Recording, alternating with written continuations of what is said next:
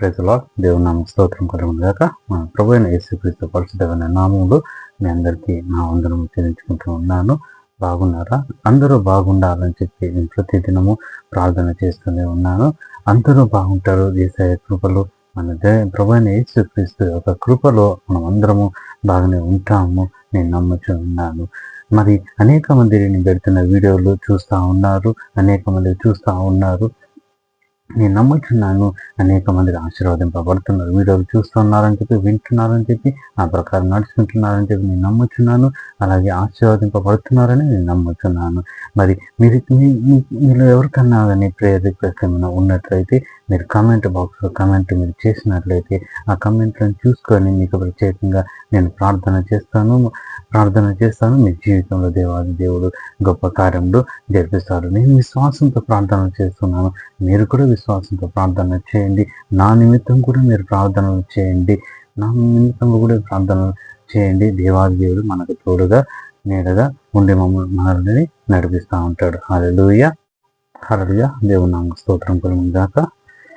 మనం ఈ దినం చదువుకోబోయే వాక్యము, ఈ దినం మనం చూడబోయే టాపిక్ ఏంటంటే the love of Jesus Christ towards us. యేసుక్రీస్తు ప్రభు యొక్క ప్రేమ మన పట్ల, యేసుక్రీస్తు ప్రభువుకు ఉన్న ప్రేమ అన్న టాపిక్ని మనము ఈ దినము చదువుకుందాం. దానికి మూల వాక్యంగా చదువుకుందాం. Philippians chapter 2 verses 6 to 8. ఈ వాక్యంని చదువుకొని మనము ముందుకు ధ్యానం చేసుకుందాము. 2 verses 6 and 7 చదువుకుందాం. ఆయన దేవుని స్వరూపము కలిగి ఉన్నవాడై దేవునితో సమానముగా ఉండుట విడిచిపెట్టకూడని భాగ్యమని ఎంచుకొనక మనుష్యుని పోలికగా పుట్టి దాసుని స్వరూపము ధరించుకొని తన్ను తాను రిక్తునిగా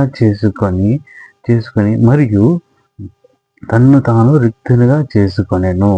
ఈ వాక్యాన్ని మనము ధ్యానించుకుందాం. ఒక చిన్న మాట ప్రార్థన చేసుకొని ముందుకు సాగిపోదాం. పరిశుద్ధుడా, మహోన్నతుడా, మహిమగల దేవ, ఆశ్చర్యకరుడా, ఈ దినం మాకు ఇచ్చిన ఈ గొప్ప అవకాశాన్ని బట్టి నీకే వందనాలు స్తోత్రం తండ్రి. ఈ క్షణము తండ్రి మీ వాక్యం ధ్యానించటకు తండ్రి మీరు మాకు ఇచ్చిన ఈ కృపను బట్టి మీకు స్తోత్రం తండ్రి. ప్రభువా తండ్రి, మీ ప్రేమను బట్టి రజనాన్ని ఈ క్షణమందు ధ్యానిస్తూ ఉంటున్నాక కరుణామయుడైన తండ్రి దేవా, మేమైతే మట్టి వారము శూన్యము దేవాయసయ్య, జ్ఞానహీనులము బుద్ధిహీనులము దయగలిగిన తండ్రి, కరుణామయుడైన తండ్రి.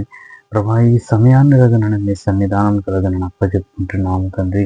రజనైనా ఈ సమయంలో రజనైనా మమ్మల్ని పరిశుద్ధాత్మగా రజనైనా మమ్మల్ని నింపి దేవాయసయ్య తండ్రి. ఏమి మాట్లాడాలో, ఎలా మాట్లాడాలో దయగలిగిన తండ్రి.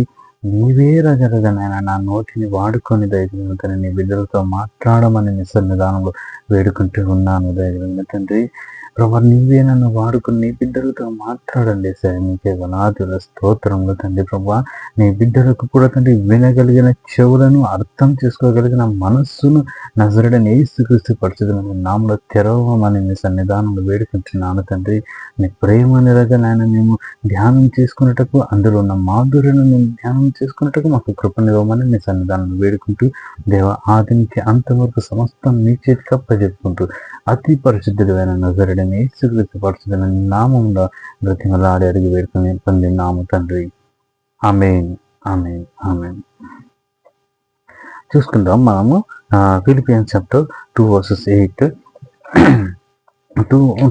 6 to 8 మనం చూసినట్లయితే యేసుక్రీస్తు ఈ దినం మన టాపిక్ వచ్చి the love of Jesus Christ.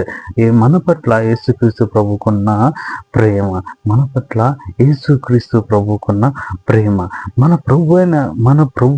మన దేవుడైన యేసుక్రీస్తు ప్రభు మనల్ని ఎంతగానో ప్రేమిస్తూ ఉన్నాడు అనమాట. మన ప్రభు అయిన యేసుక్రీస్తు ప్రభు మనల్ని ఎంతగానో ప్రేమిస్తూ ఉన్నాడు. ఎంతగా ప్రేమిస్తూ ఉన్నాడు అంటే ఆయన మన నిమిత్తము, మన కోసము ఆయన పరమును విడిచి ఆకాశమును విడిచి ఆయన కూర్చున్న ఆ సింహాసనంను విడిచి ఆయన ఈ భూలోకానికి దిగి వచ్చింటున్నాడు అనమాట. ఆయన పరమును విడిచి, ఆయన ఆకాశమును విడిచి, ఆయన సర్వశక్తులను విడిచి, ఆయన సర్వ అధికారములను విడిచి ఈ భూమిపైకి మన కోసం అని చెప్పిన మానవుని రూపంలో ధరించి రిక్తనిగా ఈ భూమిపైకి దిగి వచ్చింటున్నాడు అనమాట. ఫిలిపియన్స్ చాప్టర్ 2:6 and 7 మనం చూసినట్లయితే ఆయన దేవుని స్వరూపం కలిగి ఉన్నవాడై ఉండి దేవునితో సమానముగా ఉండుట విడిచిపెట్టకూడని భాగ్యమని ఎంచుకొనక మనుష్యుని పోలికగా పుట్టి దాసుని స్వరూపము ధరించి తన్ను తాను రిక్తనిగా చేసుకొని ఉన్నాడు అనమాట. తన్ను తాను రిక్తనిగా చేసుకొని ఉన్నాడు. ఈ దేవుడు, ఈ యేసుక్రీస్తు ప్రభువు తన్ను తాను ఎంత చేసుకున్నట్టు రిక్తనిగా చేసుకున్నాడు అనమాట. ఈ దేవుడు, ఈ యేసుక్రీస్తు ప్రభువు మన కోసం అని చెప్పి ఆ పరమును విడిచి ఆ అధికారములను విడిచి ఆ సర్వశక్తులను విడిచి ఆ సింహాసనాన్ని విడిచి ఆకాశమును మహాకాశములను విడిచి ఆయన పరిశుద్ధ స్థలమును విడిచి ఈ భూలోకమునకు దిగి వచ్చినాడు. మరి ఈ అంతగా చేసుకొని ఈ భూలోకానికి దిగి వచ్చిన ఈ యేసుక్రీస్తు ప్రభు ఎవరంటే, యేసుక్రీస్తు ప్రభు ఎవరమ్మా అంటే 1 తిమోతికి రాసిన మొదటి పత్రిక 1 తిమోతి చాప్టర్ 6:15 చూసినట్లయితే ఆ శ్రీమంతుడును అద్వితీయునకును సర్వాధిపతి యుక్త కాలమునందు ఆ ప్రత్యక్షమును కనుపరచుటకు ఆ సర్వాధిపతి ఎవరంటే ఆయన సర్వాధిపతి అంటే ఆయన సర్వాధిపతి, శ్రీమంతుడు, శ్రీమంతుడు, మరి సర్వాధిపతి, మరి అద్వితీయుడు. ఆయన ఎవరంట? సర్వాధిపతి అయిన దేవాది దేవుడు. ఆ సర్వాధిపతి ఇక్కడ ముందు 15 చూసినట్లయితే ఆ సర్వాధిపతి ఎవరంట? రాజులకు రాజు, ప్రభువులకు ప్రభు ఉన్న దేవాది దేవుడు అనమాట. రాజులకు రాజు అయినాడు ఆయన, ప్రభువులకు ప్రభు అంటున్నాడు ఆయన. ఎంత గొప్ప దేవుడు! ఆయన నివసిస్తున్న స్థలం ఏదంటే 16 చూసినట్లయితే సమీపించరాని తేజస్సులు ఆయన మాత్రమే వసిస్తూ అమరత్వుడై ఉన్నవాడు. ఆయన సమీపించరాని తేజస్సులు ఆయన మాత్రమే వసించుతూ ఉండేవాడు. ఆయన అంత గొప్ప దేవుడు ఈ భూలోకానికి మానవుని రూపము ధరించుకొని తన్ను తాను రిక్తునిగా చేసుకొని ఈ భూలోకానికి వచ్చింటున్నాడు అనమాట.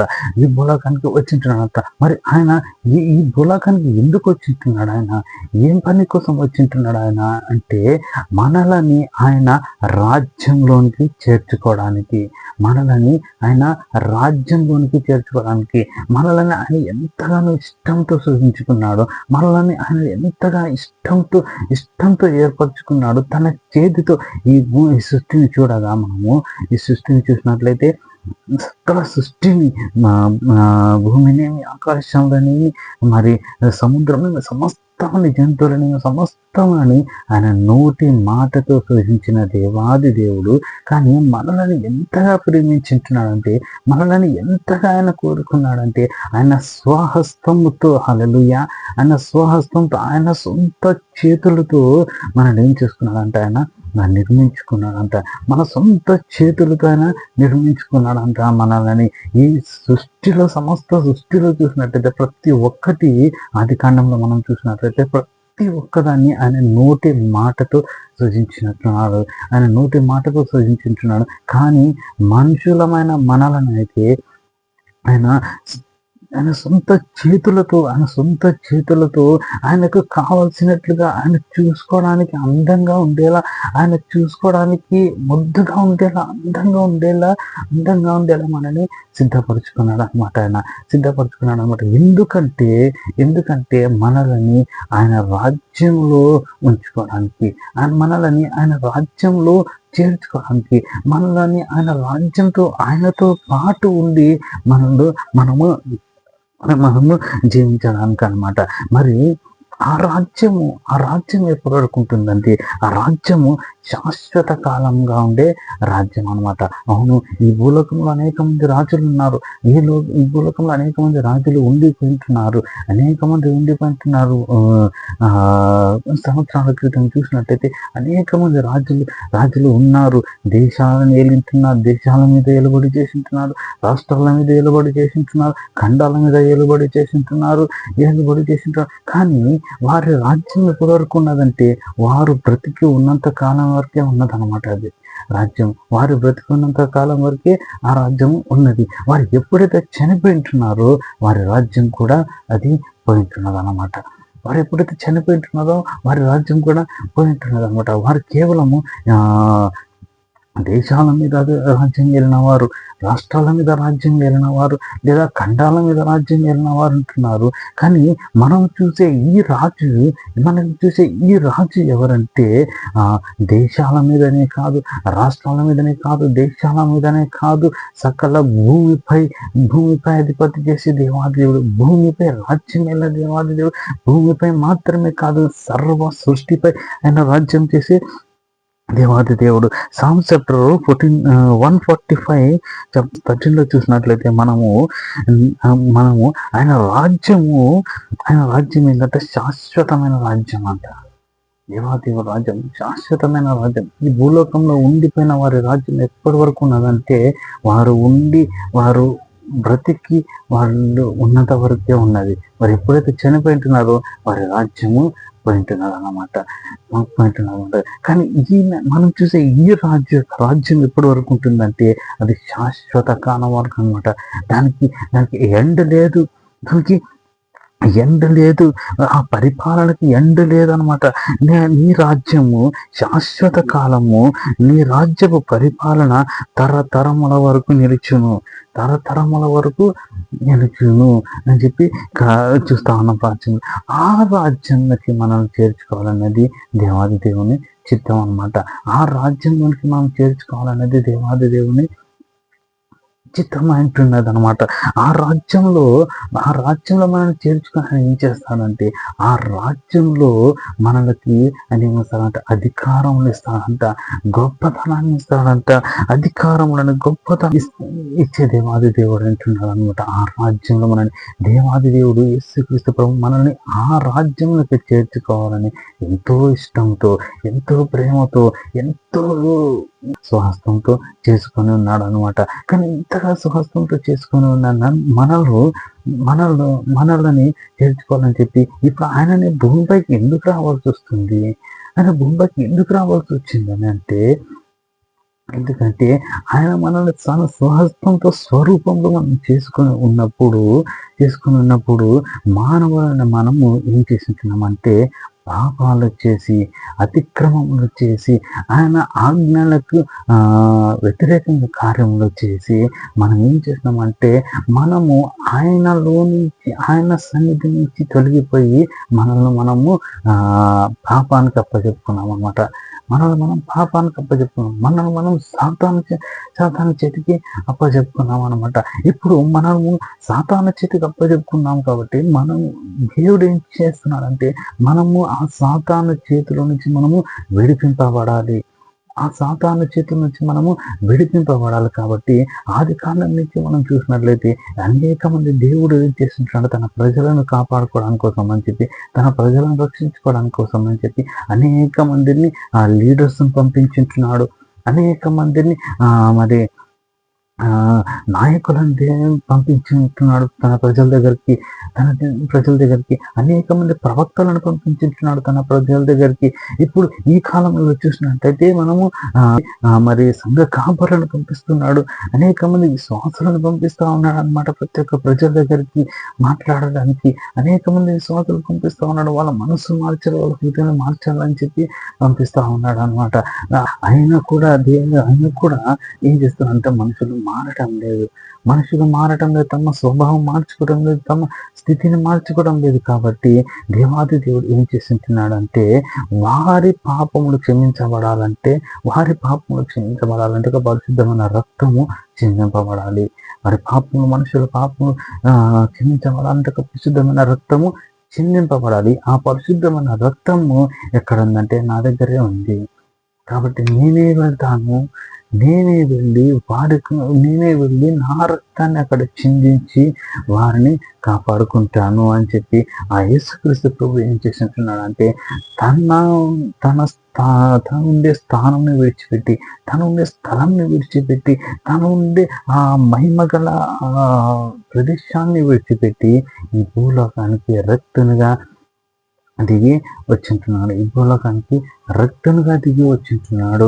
ఇది మనం చేసిన పాపాలకి పాత నిబంధనలు చూసినట్టయితే మనం చేసిన పాపాలన్నిటికి ప్రాయశ్చిత్తంగా ఒకటి ఏం చేస్తున్నాడంటే కొన్ని గొర్రెలని మళ్ళీ జంతువులని, పక్షులని బలి ఇస్తున్నారు అనమాట. కానీ ఆ రక్తం ఏం చేస్తున్నదంటే వారి పాపాలను కేవలము కప్పుతున్నది, కానీ వాళ్ళ పాపాలను కడిగి వేయకుంటున్నంత. వాళ్ళ పాపాలు కడిగి వేయబడాలంటే ఒక మనుష్యుని రక్తం కావాలి, పరిశుద్ధమైన రక్తం కావాలి.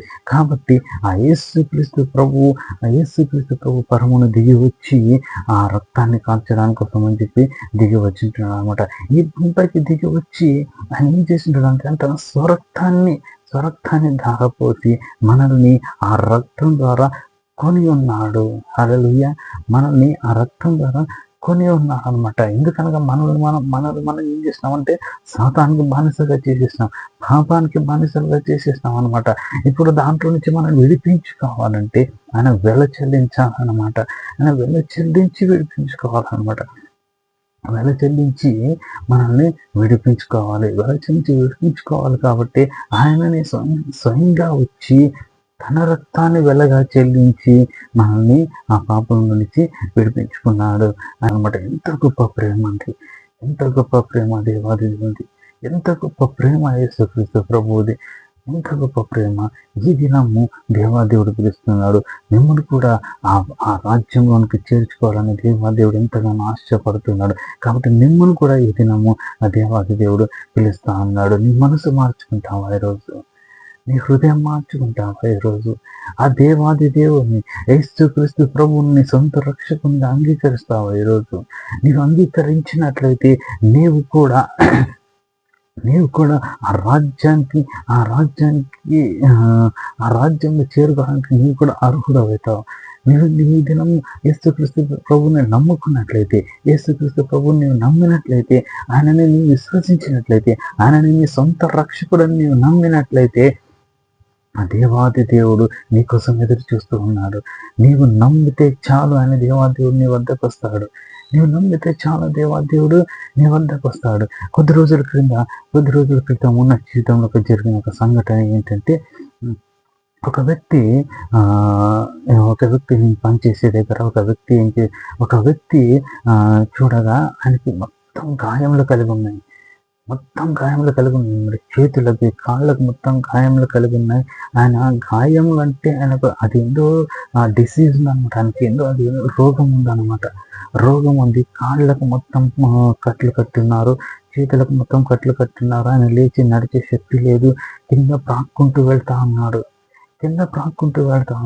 ఆ సమయంలో నేను మా ఆఫీస్ దగ్గర ఉన్నప్పుడు అతను ఉన్న చోటు దగ్గర అక్కడ పని దగ్గరికి వెళ్ళినప్పుడు ఆయన చూసినప్పుడు దేవాది దేవుడు నా మనసులో కనికరం పుట్టిస్తా ఉన్నాడు అనమాట.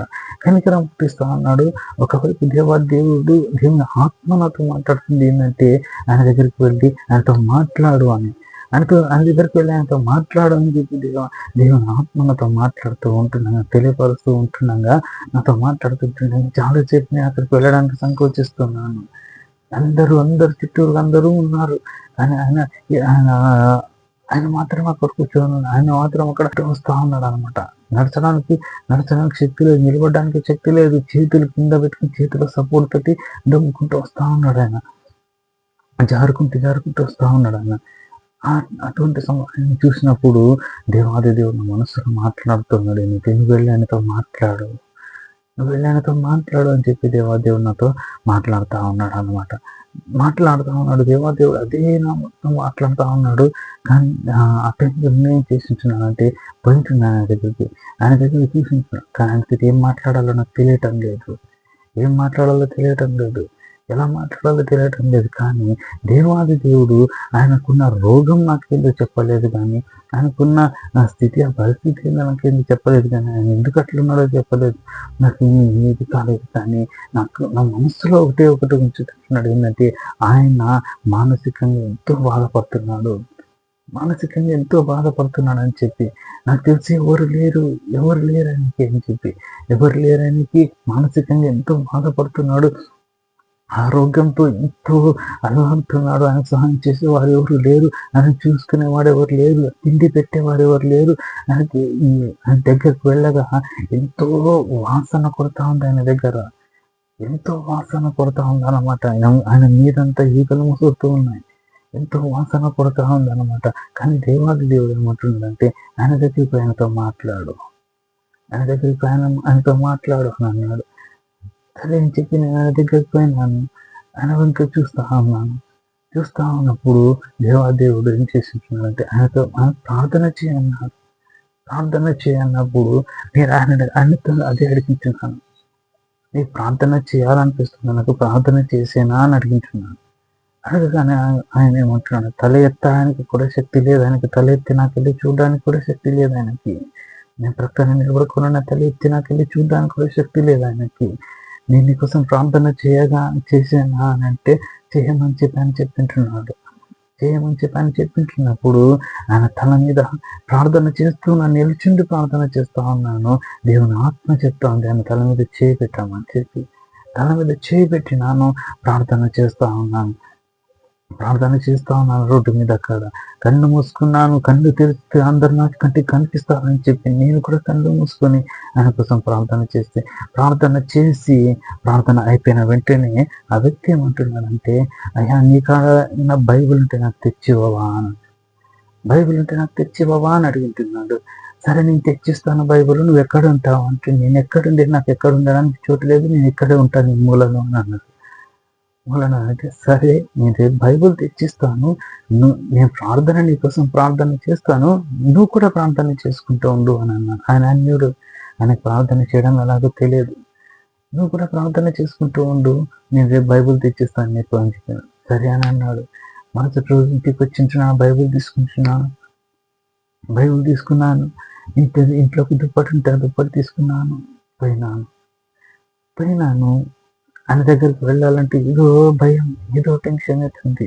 పొద్దున్న తీసుకుని పోయింటున్నాను దుప్పటి మీద బైబుల్, కానీ ఆయన దగ్గరికి వెళ్ళాలంటే ఏదో భయం, ఏదో టెన్షన్, ఏదో శోధన కలుగుతూ ఉంది. పొద్దునుంచి రాత్రి వరకు నేను పోలేదు ఆయన దగ్గరికి. రాత్రి సమయంలో పోయింటున్నాను ఆయన దగ్గరికి. పోయిన చూడగా ఎక్కడున్నాడో ఆయన అని చూద్దామని పోతే అక్కడే పడుకొని ఉన్నాడు కింద. పడుకొని ఉన్నప్పుడు ఆయన దగ్గరికి ధైర్యం చేసి పోయింటున్నాను. పోయి ఆయన దగ్గర నిల్చుంటే ఆయనతో మాట్లాడు అని చెప్పి మరలా దేవుని ఆత్మ మరలా మాట్లాడుతుంది, ఆయనతో మాట్లాడు అని చెప్పి. సరే అని చెప్పి ఆయన దగ్గర కింద కూర్చున్నాను, ఆయనతో పాటు రోడ్డు మీద కూర్చున్నాను. ఆయన పడుకున్నాడు రోడ్డు మీద ఫుట్పాత్ మీద ఆయన పడుకొని ఉన్నాడు. నేను ఆయన పక్కన కూర్చుని ఆయనతో మాట్లాడుతున్నాను. ఎట్లుంది నీకు ఇప్పుడు అంటే, నిన్నటి నుంచి కొద్దిగా సమాధానంగా ఉంది అని అన్నాడు ఆయన. నిన్నటి నుంచి ఏదో కొద్దిగా ధైర్యంగా ఉంది అని అన్నాడు ఆయన. నేను చెప్పింటున్నాను, నేను నీకోసం ప్రార్థన చేస్తున్నాను, నిన్నటి నుంచి నేను ప్రార్థన చేస్తూనే ఉన్నాను. నేను ఇట్లా చూసి తర్వాత నాకు మనసు బాగుండడం లేదు. నిన్నటి నుంచి నేను నీకోసం ప్రార్థన చేస్తూ ఉన్నాను అని చెప్తే ఆయన అవునా అని అన్నాడు. దాని తర్వాత నీకు ఏమైనా కావాలని తిన్నాక అని అడిగింది. ఆయన ఏమైనా తెచ్చిమన్నాడు. పోయి తెచ్చి ఇచ్చిన దాని తర్వాత ఆయన పక్కనే కూర్చొని ఆయనతో మాట్లాడుతూ ఉన్నాడు. సరే అని చెప్పి ఆయన దగ్గరికి పోయి ఫస్ట్ మొదటిగా ఆయనకి దుప్పటి కప్పింటాను, తీసుకుపోయింటాను. దుప్పటి కప్పిన వెంటనే ఆయన పడుకున్నాడు, కళ్ళు తెరిచి నాకెళ్ళి చూసిన దాని తర్వాత నేను ఆయనతోనే కూర్చున్నాను.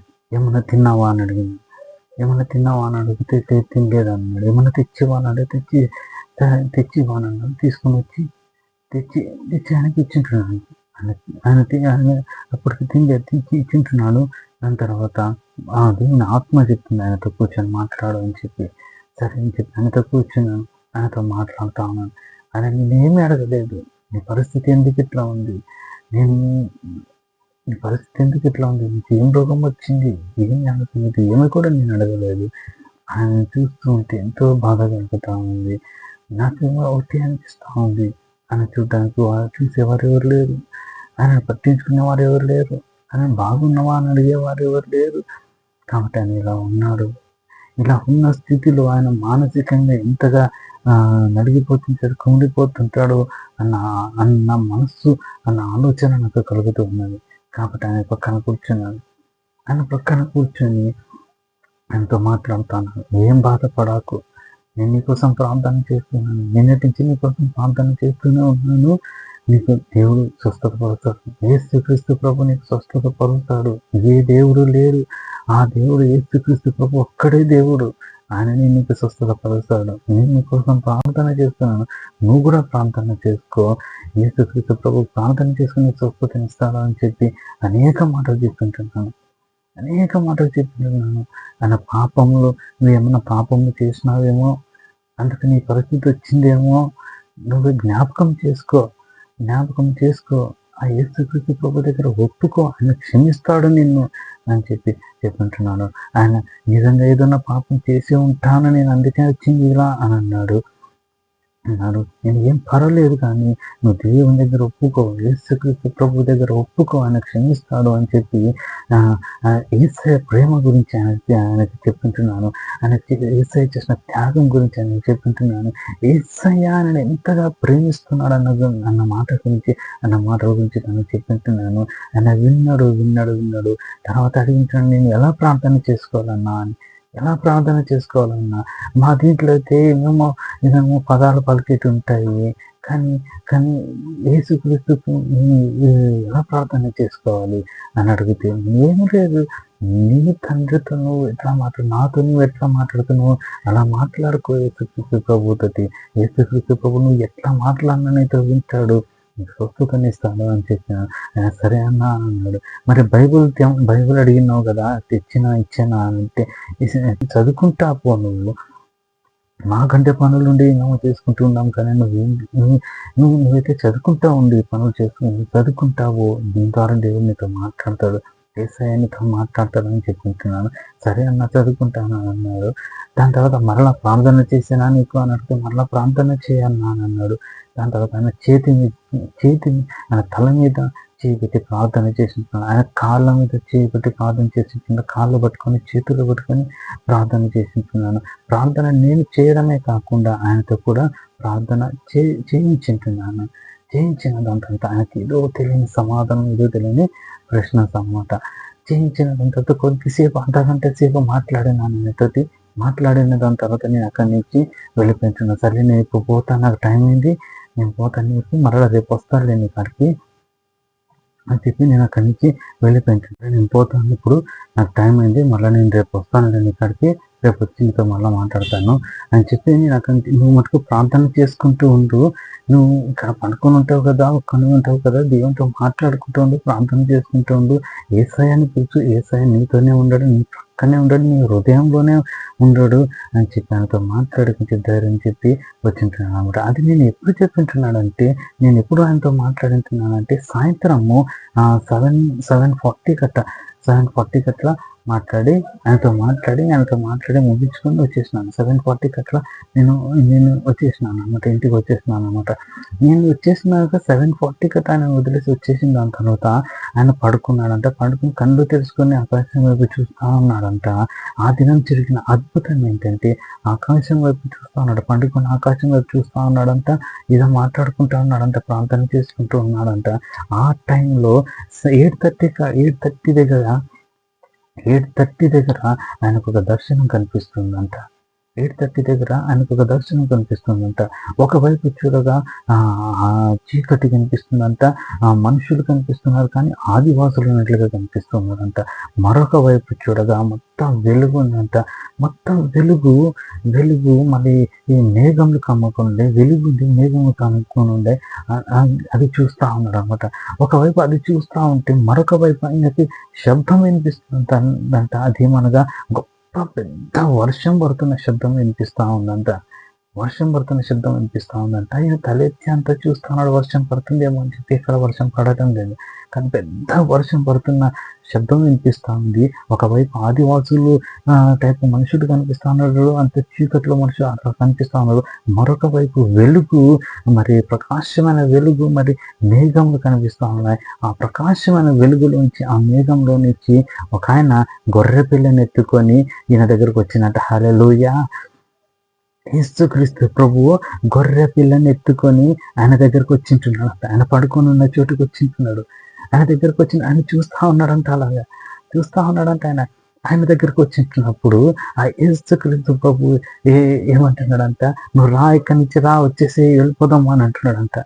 ఇక్కడి నుంచి రా, వచ్చేసి వెళ్ళిపోదాం అంటే ఆయన అంటున్నాడు, నేను ఎక్కడికి రాను, నా దగ్గరకు ఒక అన్న వస్తాడు, అన్న నాతో మాట్లాడుతున్నాడు, బాగా మాట్లాడుతున్నాడు, నాకు ఆదరణగా ఉంది, అన్న వస్తాడు, నేను ఎక్కడికి రాను అని చెప్పి ఆయన చెప్తా ఉన్నాడు అనమాట. ఆయన చెప్తా అన్నప్పుడు యేసుక్రీస్తు ప్రభు ఏమన్నాడంట, ఆయనకి, ఆ అన్నకి నువ్వు మాత్రమే కాదు గొర్రె ఉండేది, ఆయనకి ఇంకా అనేకమైన గొర్రెలు ఆయన కోసం ఎదురు చూస్తూ ఉన్నాయి. నువ్వు రానతోటి నేను నీకు మంచి స్థలంలో, నిన్ను మంచి స్థలంకి తీసుకుని వెళ్తాను అని చెప్పి యేసుక్రీస్తు ప్రభు అంటా ఉన్నాడు అంట. ఆయన చెప్తా ఉన్నాడు అంటే, లేదు నేను రాను, అన్న వస్తాడు, అన్నతో నేను మాట్లాడుకుంటూ ఉంటాను, నా ఫ్రెండ్ యేసుక్రీస్తు కూడా వస్తాడు, ఆయనతో కూడా నేను మాట్లాడుతూ ఉంటాను అని చెప్తా ఉన్నాడు అనమాట.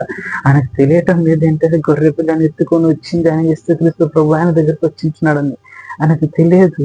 కానీ యేసుక్రీస్తు ప్రభుతో నేను మాట్లాడుకుంటూ ఉంటాను, నేను ఆయనతో మాట్లాడుతూ ఉంటాను, నా దగ్గరకు ఒక అన్న కూడా వస్తాడు, ఆయనతో కూడా నేను మాట్లాడుతూ ఉంటానని చెప్పి చెప్తా ఉన్నాడు అనమాట. ఈ విధంగా ఆయనకి ఒక దర్శనం కలిగిందంట. ఆ రోజు 8:30 కాడ. అప్పటి నుంచి ఆయన నా కోసము ఎదురు చూస్తాను అనమాట. నేను మరుసటి రోజు మళ్ళీ ఆఫీస్కి వెళ్ళింటున్నాను. ఆ దర్శనం కనపడిందంటే ఆయనకి. మరలా నేను ఆఫీస్కి వెళ్ళింటున్నాను. ఆఫీస్కి వెళ్ళి మళ్ళీ ఆయన దగ్గరికి వెళ్ళాలి కదా, ఆయన దగ్గరికి వెళ్ళాలి అన్న మనస్సు ఒకవైపు కలుగుతుంది, ఒకవైపు నాకు ఆఫీస్లో పని చాలా ఉన్నది అనమాట. దాని తల్లి అని చెప్పి నేను సాయంత్రం వరకు ఉంది. మరలా సాయంత్రం వెళ్ళింటున్నాను ఆయన దగ్గరికి. సాయంత్రం ఆయన దగ్గరికి వెళ్ళినప్పుడు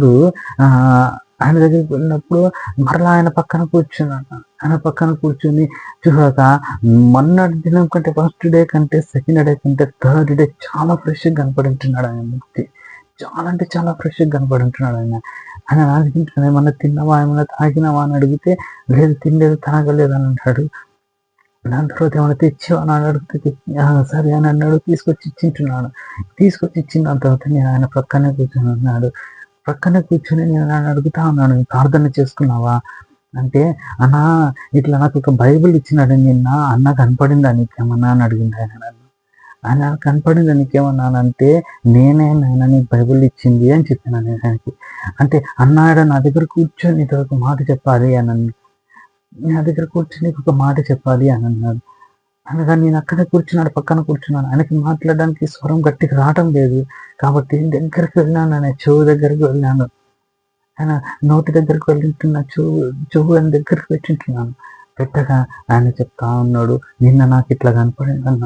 ఒకవైపు ఆదివాసులు కనిపిస్తున్నారు చీకటిలో, మరొక వైపు వెలుగు కనిపిస్తుంది, మేఘాలు కనిపిస్తా ఉన్నాయి, మరొక వైపు పెద్ద వర్షంతో కూడిన శబ్దం, పెద్ద వర్షం వస్తున్న శబ్దం కనిపిస్తున్నది, పెద్ద వర్షంతో కూడిన శబ్దం కనిపిస్తూ ఉన్నది, ఈ శబ్దం వినిపిస్తూ ఉన్నది.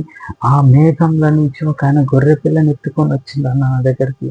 గొర్రె పిల్లని భుజం మీద వేసుకొని నా దగ్గరకు వచ్చింటున్నాడు. నా దగ్గరకు వచ్చి, నువ్వు ఇక్కడి నుంచి రా, నేను తీసుకుని పోతాను అంటున్నాడు అన్న. నేను రాను, అన్న వస్తారు నాతో మాట్లాడడానికి, నేను రాను అంటే, అన్న రాడు, నీకు అన్నకి గొర్రెలు చానుండయి, నువ్వు ఒక్కనివి కాదు, నువ్వు నాతో రా, నేను తీసుకుని పోతానని చెప్పి ఆయన అంటున్నాడు అన్న. కానీ నేను రాను, నేను యేసుక్రీస్తు ప్రభుతో నేను మాట్లాడుకుంటూ ఉంటాను, నేను ఎక్కడికి రాను, నేను ఇక్కడే ఉంటానని చెప్పి ఆయనతో చెప్తా ఉన్నానన్న. ఈ విధంగా నాకు ఒక దర్శనం కలిగిందన్న. దీనికి అర్థం ఏంటి అన్న అని అడుగుతున్నాడు ఆయన. అర్థం ఏందన్న అని అడిగితే, అది దైవికమైన అర్థము ఉంటాయి, ఏదో దేవుడు దైవికమైన కార్యం నీ జీవితంలో ఏదో చేస్తున్నాడు అని చెప్పి ఆయనకు ధైర్యం చెప్పింటున్నాడు. ఆ మాటలు మాట్లాడుతూ ఉన్న సమయంలోనే ఒక అతను వచ్చింటున్నాడు. ఒక అతను వచ్చి మరి ఒకతను వచ్చి మరి ఆర్ఫనేజ్ వాళ్ళకి ఫోన్ చేసి ఇక్కడ ఒక వ్యక్తి ఉన్నాడు అంటే అనారోగ్యంతో ఉన్నాడు, ఇట్లా రోడ్డు మీద ఉన్నాడు అని చెప్పి వాళ్ళకి చెప్పగానే వాళ్ళు వచ్చి తీసుకోవడానికి వచ్చింది అనమాట. తీసుకోవడానికి వచ్చినప్పుడు ఆయన అడుగుతున్నా, అన్నా నేను పోనన్నా, నేను ఎక్కడికి పోనన్నా అని అంటుంటే నేను చెప్పింటున్నాను ఆయనకి, నువ్వు వెళ్ళు, నువ్వు పోయినావంటే నీకు అలా మంచి మంచి వసతులు ఉంటాయి, ఇప్పుడు మాకు పోనీ బెడ్ ఇస్తారు, తినడానికి తిండి ఇస్తారు, బెడ్ ఇస్తారు, అన్ని వైద్యం వాళ్ళే చూసుకుంటారు, నువ్వు పోవాలంటే సరే అన్నా నువ్వు చెప్తే నేను పోతా అన్నా అని చెప్పి పోయిందనమాట. కానీ అప్పటి వరకు నేను పోను అంటున్నాడు. నేను ఎంత చెప్పినా కూడా వినలేదని, నేను పోనన్నా, నేను నీతో మాట్లాడుకుంటుంటాను అంటున్నాను అనమాట. చెప్పేది చెప్పినా నీకు వారితోటి మంచిగా ఉంటుంది నీకు అని చెప్పింటున్నాను. దేవుడు నీకు తోడుగా ఉంటాడు, నువ్వు వారితో పో అని చెప్పింటున్నాను. చెప్పిన దాని తర్వాత ఆయన అప్పటికి నేను పోను అంటుంటే, సరే నేను ఇప్పుడైతే వెళ్ళిపోతున్నాను, నాకు టైం అయిపోయింది, నేను వెళ్ళిపోతున్నాను, రేపటి దినం ఒకవేళ నువ్వు ఇక్కడ ఉంటే నేను నిన్ను వచ్చి కలుస్తాను, రేపటి దినం లేకుంటే నువ్వు ఇక్కడ లేకుంటే కానీ నేను కలవలేను అన్నాను అని చెప్పి నేను పోయింటున్నాను. పోయిన వెంటనే ఆర్ఫనేజ్ వాళ్ళు వచ్చింటున్నారు, ఆయన తీసుకొని పోయింటున్నారంట. ఆయన తీసుకుపోయి ఒక మంచి స్థానంలో పెట్టింటున్నారు. కానీ మరుసటి రోజు చూడగా ఆయనకి ఒక శబ్దం వినపడింది కదా, గొప్ప వర్షం పడుతున్న శబ్దము. మరుసటి రోజు చూడగా ఎంత పెద్ద వర్షం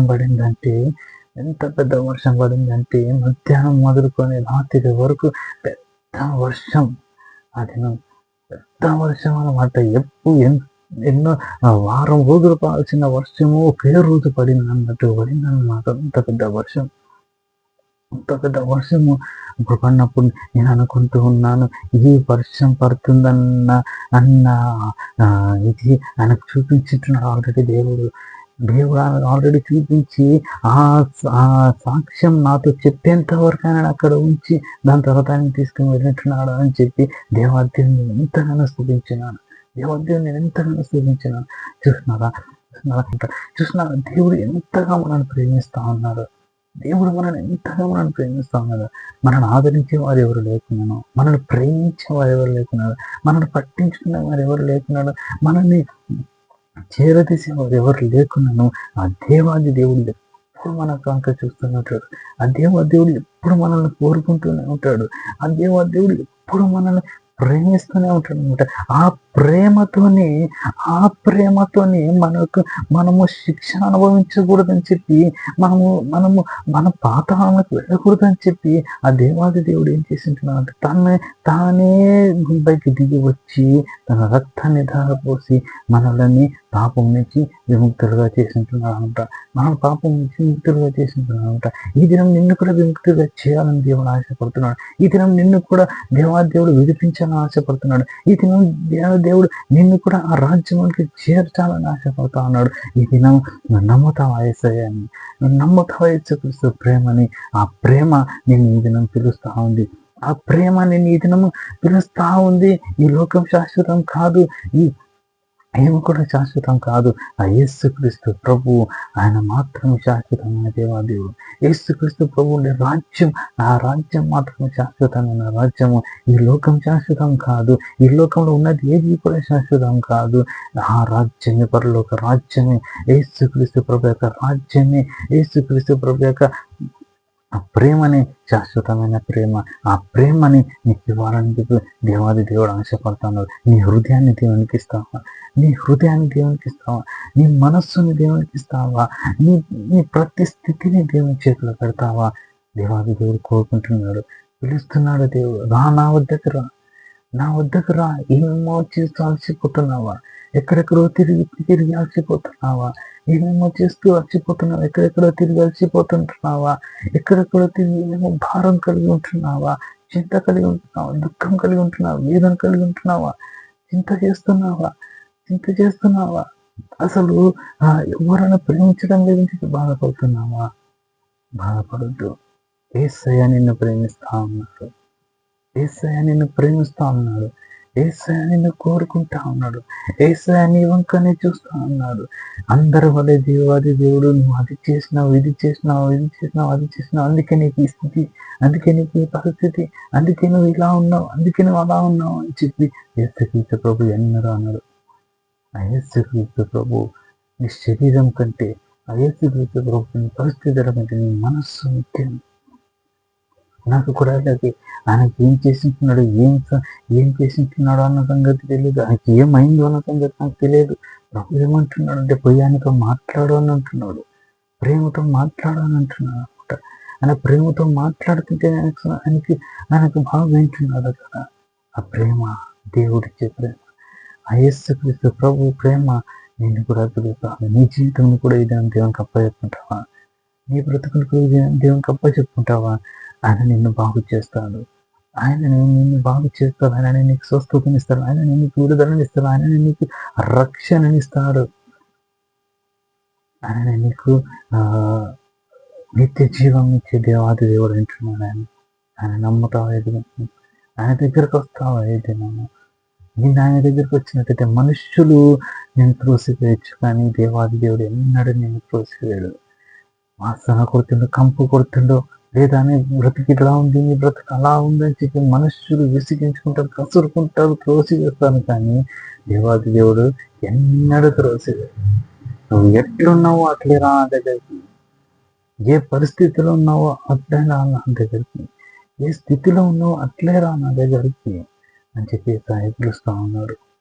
ఇది నువ్వు అప్పచెప్పుకుంటావా? నిన్ను నువ్వు దేవుని చేతికి అప్పచెప్పుకుంటావా? నీ మనస్సుని దేవునికి అప్పచెప్పుకుంటావా? నీ హృదయాన్ని దేవునికి అప్పచెప్పుకుంటావా? అప్పచెప్పుకున్నట్లయితే నీ జీవితము అద్భుతంగా, ఆశ్చర్యంగా మారుతుంది. నా బ్రతుకులో కూడా నేను పాప ఊబిలో చిక్కుకోబడి ఉన్న వ్యక్తిని నేను. అటువంటి నన్ను నా జీవితంలో నా సాక్ష్యం చెప్పాలంటే చాలా పెద్దగా ఉంది. మరొకసారి నేను ఒక వీడియో చేస్తాను నా గురించి, నా సాక్ష్యాన్ని. నేను ఎలా రక్షింపబడినాను, నన్ను ఎలా దేవుడు దర్శించిండు, నన్ను ఎలా యేసుక్రీస్తు ప్రభు దర్శించిండు అని చెప్పి, నన్ను ఎలా పిలిచిందని చెప్పి నేను మరొకసారి వీడియో చేస్తాను. ఆ దేవుడు, నన్ను పిలిచిన దేవుడు, మొన్నటి దినం ఆ వ్యక్తిని దర్శించిన దేవుడు ఈ దినం నిన్ను కూడా దర్శించాలని ఆశపడుతున్నాడు. నీ హృదయంలో ఆయన మీద కోరిక, నీ హృదయం ఆయనకి ఇచ్చినట్లయితే ఆయన నీ జీవితంలోకి వస్తాడు. నీ జీవితం అంతా మారుస్తాడు.